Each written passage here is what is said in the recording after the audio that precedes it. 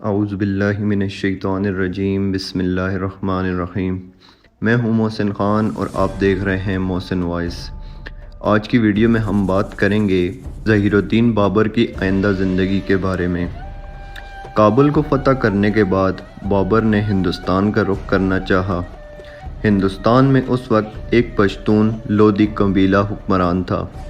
ابراہیم لودھی سلطنت دہلی کا حکمران سکندر لودھی کا بیٹا، جس سے اس کی رعایا اس کے مظالم سے تنگ آ چکی تھی، بابر کو ہندوستان پر حملے کے لیے جواز مہیا کر دیا۔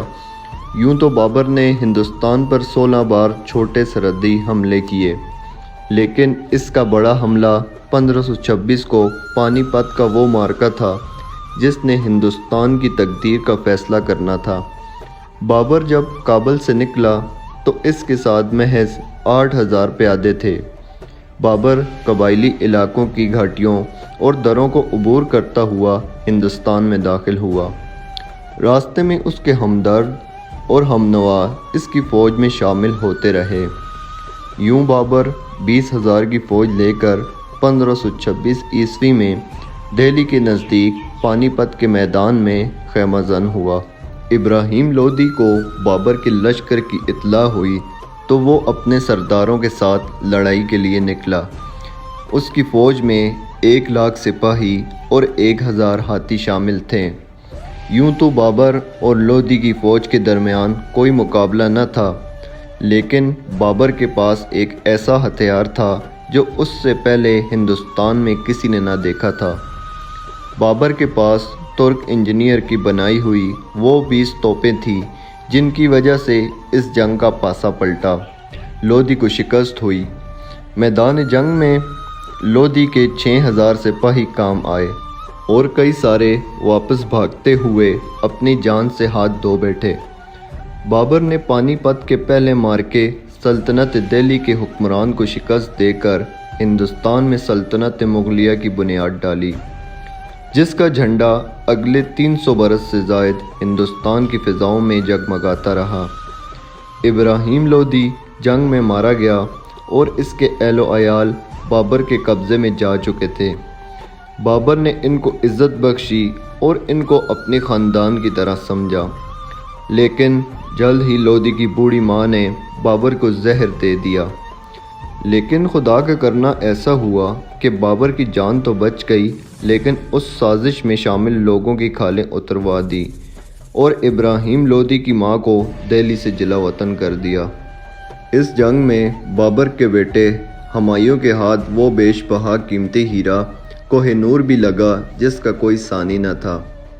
دہلی کو فتح کرنے کے بعد بابر کے سامنے ایک اور چیلنج موجود تھا، وہ تھا راجپوتوں کا سردار رانا سنگا۔ بابر کی فوج 16 مارچ 1527 کو راجستھان کے علاقے خانوا پہنچی۔ سلطنت میواڑ کے حکمران رانا سنگا اپنی فوج کے ساتھ بابر کے مقابلے کے لیے نکلا۔ بابر کے پاس 40,000 کا لشکر تھا، جبکہ رانا سنگا کے پاس 1,00,000 راجپوت اور 500 ہاتھی موجود تھے۔ بابر کے سپاہیوں نے جب اتنا بڑا لشکر اپنے سامنے دیکھا تو گھبرا گئے، لیکن اس وقت بابر نے اپنی فوج کے سامنے جوشیلی تقریر کی اور اللہ پاک سے اپنے گناہوں کی معافی طلب کی۔ اس جوشیلی تقریر کے بعد بابر کی فوج کا حوصلہ بلند ہوا اور وہ رانا سنگا کی فوج پر جھپٹ پڑے۔